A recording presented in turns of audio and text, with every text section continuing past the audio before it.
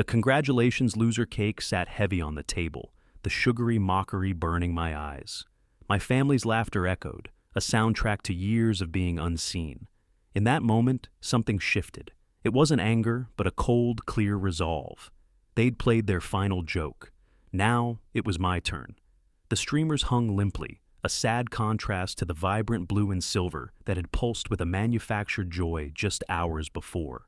"Congrats, Alex!" the banner proclaimed. A cruel taunt stretched across the living room. The remnants of the party lay scattered, half-eaten cake, discarded napkins, the ghosts of forced smiles. It was all a lie, a carefully constructed facade that crumbled with the unveiling of that damn cake. For years, I'd been the invisible sun. Tyler, my brother, was the sun, and I was Pluto, forever orbiting, never quite seen. He was the golden child, charming, irresponsible, and endlessly forgiven. I, on the other hand, was the reliable one, the responsible one, the one who didn't need attention, or so they said. I remember the spelling bee in third grade. I'd won, beaming, clutching my certificate like it was a treasure. Tyler had presented Mom with a drawing that looked suspiciously like a scribble. She'd gushed, hung it on the fridge, called him her little Picasso. Dad had ruffled his hair, declaring he had real talent. My certificate? A distracted glance and a dismissive, "That's nice, honey, but don't brag, okay?" That was the pattern. Tyler's failures were met with excuses, my successes with indifference. When he got into college, the first time, they threw a party that rivaled a wedding reception. When I got in, Dad grunted from behind his newspaper. I learned to swallow the disappointment, to pretend it didn't sting. But a tiny ember of hope always flickered, whispering that maybe, just maybe, one day they'd see me. College was more of the same.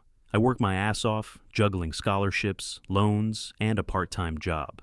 Tyler, they paid for everything, no questions asked, even when he partied his way to academic probation. When he inevitably flunked out, they blamed the pressure. And then, the cherry on top of the sundae of unfairness, they decided he deserved a second chance. They found him another college, promised to foot the bill again, and then the casual bomb drop. "Oh, and Alex, you'll co-sign his lease, right? You have good credit." That's when the ember of hope finally died. That's when I knew, with a chilling certainty, that nothing would ever change. The graduation party had initially felt different. Real decorations, actual food. Even some of Dad's work buddies were there, slapping me on the back and offering awkward congratulations. Mom had hugged me, her eyes suspiciously shiny, and said, "We're so proud of you, honey." Dad had clapped me on the back, beaming, first college grad in the family. For a moment, a fragile, dangerous hope had bloomed in my chest. Maybe, just maybe, they finally saw me. Tyler, of course, was glued to his phone in the corner, radiating his usual aura of bored entitlement. But even that didn't bother me, not then. I was floating, basking in the unfamiliar warmth of their attention. Then came the cake. It was huge, elaborate, the kind you had to order weeks in advance. Mom carried it in, her face glowing, and set it down before me. Dad gestured grandly. "Go on, take a look." I leaned in, the remnants of that fragile hope still fluttering in my chest. And then I saw the words. "Congratulations, loser." The world tilted. My stomach plummeted. For a split second, I was sure I'd misread it. My brain refused to process the cruelty, the sheer casual malice of it. Then the laughter started. Dad's chuckle, low and rumbling, quickly escalated into a full-blown guffaw. Mom joined in, trying to muffle it behind her hand, like it was an inside joke I was supposed to be in on. Tyler was practically doubled over, tears streaming down his face, gasping for air. "Oh, come on, Alex," Dad said, wiping his eyes. "It's just a joke." Tyler smirked, ever the supportive brother. "Damn, Alex, chill out. You know it's funny." Funny, I wanted to disappear, to crawl under a rock and never emerge.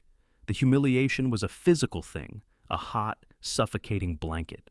I scanned the room, desperate for a friendly face, a flicker of empathy, but everyone else just looked away, uncomfortable, complicit in their silence.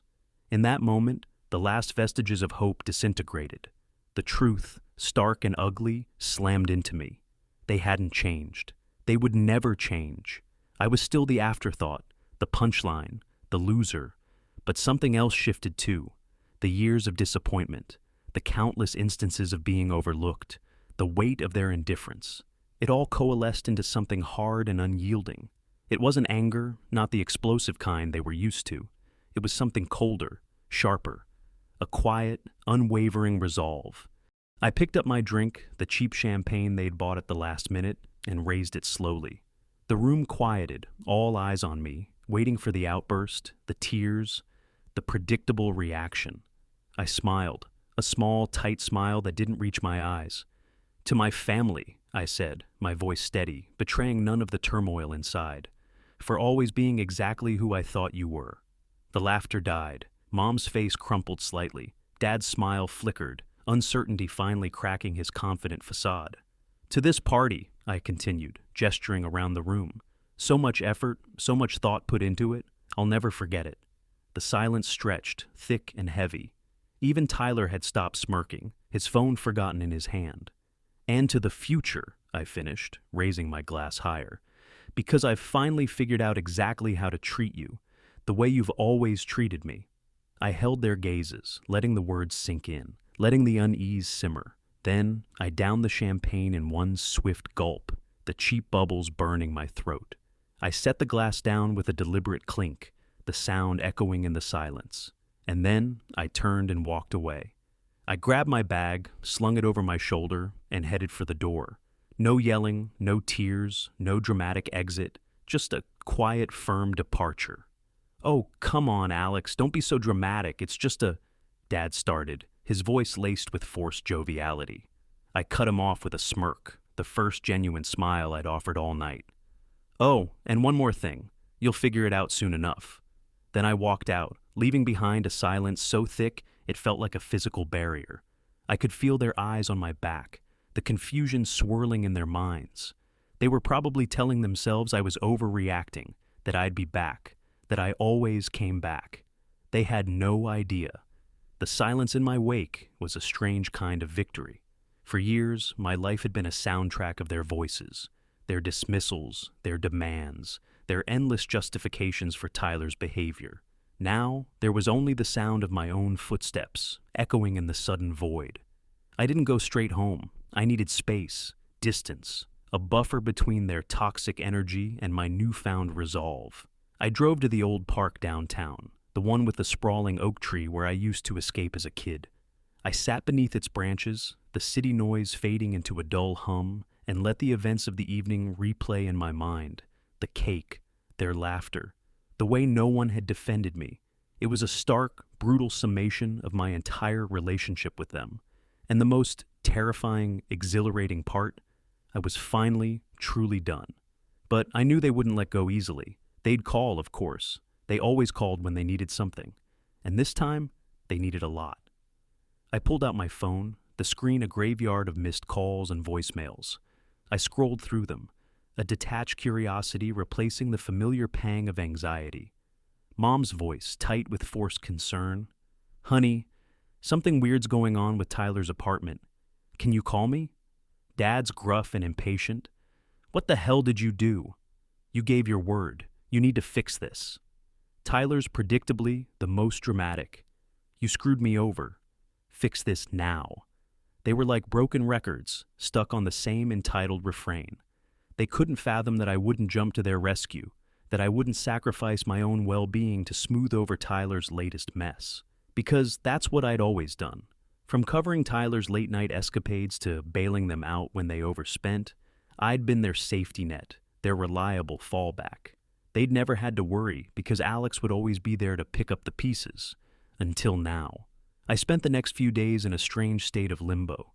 Part of me was waiting for the other shoe to drop, for the full extent of their panic to erupt. The other part was reveling in the quiet, the freedom from their constant demands. I caught up with friends, rediscovered old hobbies, and even started working on a personal project I'd been putting off for years. It was like emerging from a long, suffocating winter into a bright, vibrant spring. But the calls persisted. Mom's tone shifted from concern to pleading, Dad's from impatience to thinly veiled threats. Tyler's texts became increasingly unhinged, a chaotic mix of rage and desperation. The more they pushed, the more I resisted. Every unanswered call was a small act of rebellion, a reclaiming of my own agency. I was no longer their puppet, dancing to the tune of their selfishness. I was finally cutting the strings. Then came the landlord's call, a calm, professional voice confirming what I already knew. Tyler's lease was null and void without my co-signature. The dominoes were starting to fall. That evening, as I was making dinner, my phone rang again. Dad. I hesitated for a moment, then answered, a strange curiosity overriding my better judgment. "What the hell did you do?" he roared, his voice cracking with fury. "You made a commitment. You gave your word. Your brother's lease is about to implode, and you need to fix it, now." I held the phone away from my ear, letting his anger wash over me like a meaningless storm. I didn't argue, didn't explain, didn't offer a single word of justification. I simply waited for him to run out of steam. Eventually, he did. The shouting subsided, replaced by a tense, heavy silence. Then, his voice dropped, the dangerous undertone emerging, the one he always used when he wanted to manipulate me with guilt. "You need to be a man and take responsibility," he said, the words dripping with condescension. I almost laughed. Responsibility? Where was this lecture when Tyler wrecked his car, when he maxed out their credit cards, when he coasted through life on a cloud of their enabling? I took a slow, deliberate breath, savoring the moment. Then I spoke, my voice calm and steady. "I don't think I will." The silence on the other end was profound. I could practically hear the gears grinding in his brain, the shockwaves of disbelief rippling through his system. "What?" he finally managed, his voice hoarse. "I don't think I will," I repeated, each word clear and distinct. Then the dam broke. A torrent of insults, accusations, and threats erupted from the phone. I hung up. He called back instantly. Tyler tried next, then Mom. I ignored them all. The line went dead. The silence stretched, punctuated only by the distant hum of the city. It was a fragile silence, I knew. A temporary reprieve. The storm was far from over. But in that moment, walking away, a strange sense of lightness filled me. It was like shedding a heavy skin, years of resentment and obligation peeling away with each step. I took a deep breath of the cool night air, the city lights blurring into a liberating kaleidoscope. For the first time in a long time, I felt truly, utterly free. The next few days were a tense standoff. I went about my life, enjoying the newfound peace, while my phone buzzed with their increasingly desperate pleas. I knew the other shoe was about to drop. They had dealt with the apartment, but they hadn't yet realized the full extent of my withdrawal. The financial rug was still to be pulled. It happened on a Friday evening. I had ordered takeout, cracked open a beer, and settled in for a quiet night. My phone buzzed. Tyler. He'd called 5 times in a row. I answered, keeping my voice deliberately casual. "Thought we were done here," I said, the words a quiet challenge. His voice exploded through the speaker, raw panic overriding his usual entitled drawl. "What the hell did you do?" I took a slow sip of my beer, savoring the moment. "Be more specific." "The money, Alex! The tuition money! It's gone!" There it was, the final devastating blow, the one they hadn't seen coming.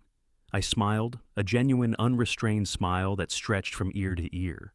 Because this was the part they truly didn't understand. It wasn't just the co-signing I'd revoked. It was everything.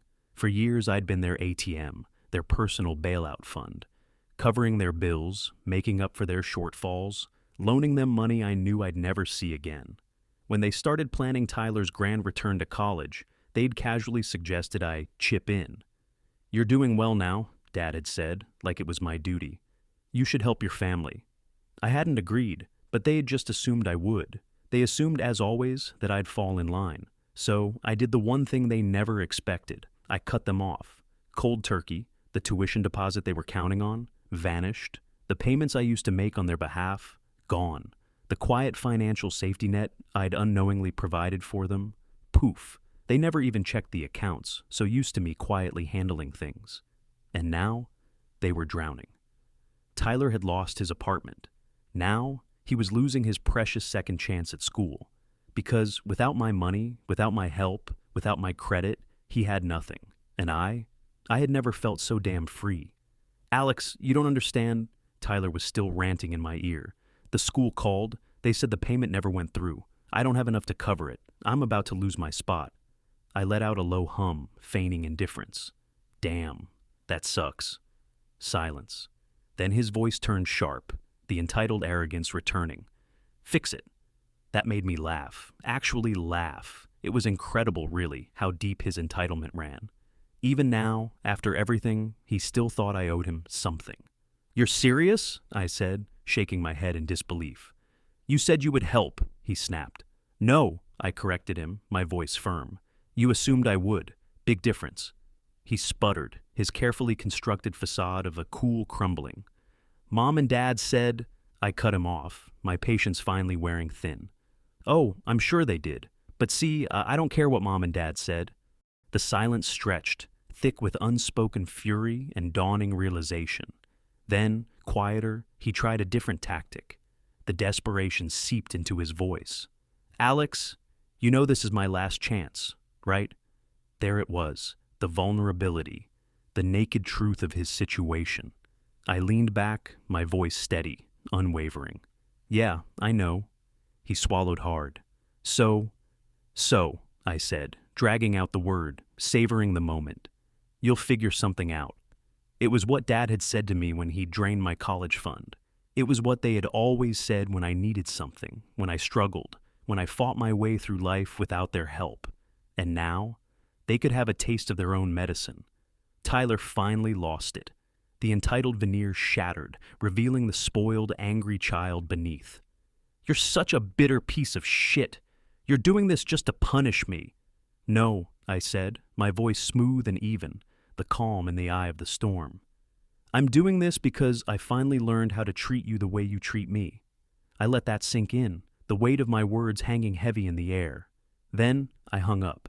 The next day, it was Mom. She was crying before I even said hello. The carefully constructed sweetness was gone, replaced by raw, unfiltered desperation. Alex, she sobbed, her voice thick with tears. We need to talk. I sighed, the weariness of years of emotional manipulation settling over me. No, we don't. Tyler is going to lose his spot, she wailed, her voice rising in pitch. You don't understand. I understand perfectly, I said, my voice flat, devoid of emotion. She took a deep, shuddering breath, trying to regain some semblance of control. You're punishing all of us for a stupid joke. I smiled, a humorless twist of my lips. No, Mom. I'm finally just treating you exactly how you've always treated me. She gasped softly like my words had physically struck her. And for the first time, I realized she wasn't just calling for Tyler. She was calling for herself, too. Because without my financial safety net, they were floundering. All those little expenses I used to cover, all those times I'd bailed them out without even thinking, they never even checked the accounts, so used to me quietly handling things. Now that I was gone, they were feeling the full force of the consequences. You have to forgive us, she pleaded, the word laced with desperation. We're family. I let out a small, amused breath. Funny, you only say that when you need something. She hesitated, the silence stretching between us, thick with unspoken recriminations and the weight of the years of neglect. Alex, please. I could hear it in her voice now, the genuine panic. It wasn't just Tyler's second shot at college that was crumbling. Their entire lifestyle was at stake, because I had walked away, because I wasn't coming back, because they had finally pushed me too far. I let the silence stretch for another moment, savoring the shift in power, the undeniable truth of their dependence on me. Then finally I delivered the final blow, the words clear and unwavering. I don't owe you anything, I said, my voice steady and final. Not anymore. Then, for the last time, I hung up. The silence that followed my final conversation with Mom was deafening. It stretched into days, then weeks, then months. The calls tapered off, replaced by the occasional text or email, each one a desperate last-ditch attempt to reel me back in. They tried every tactic in the book, guilt trips about family, fake apologies that rang hollow, desperate pleas for one last favor. But the wall I'd built was impenetrable. For the first time in my life, I was prioritizing my own well-being, my own sanity, my own future. The consequences of my actions played out slowly, inevitably, like a carefully orchestrated symphony of justice. Tyler never went back to school. The deadline for the tuition deposit came and went, and my parents, having drained their savings on his previous failed attempt, couldn't scrape together the funds. There was no plan B, no safety net to catch him this time. I heard through a distant cousin that he'd moved back home, a grown man forced to live under the same roof as the parents who'd enabled his every bad decision. A college dropout with no degree, no job prospects, and a mountain of resentment. It was almost poetic. For years I'd been the underdog, the invisible son, the punchline of their jokes. Now, I was the one who walked away, the one who chose himself. And they were left to pick up the pieces, to face the consequences of their actions. It wasn't about revenge, it was about self-preservation. It was about finally breaking free from the toxic cycle of their manipulation and neglect.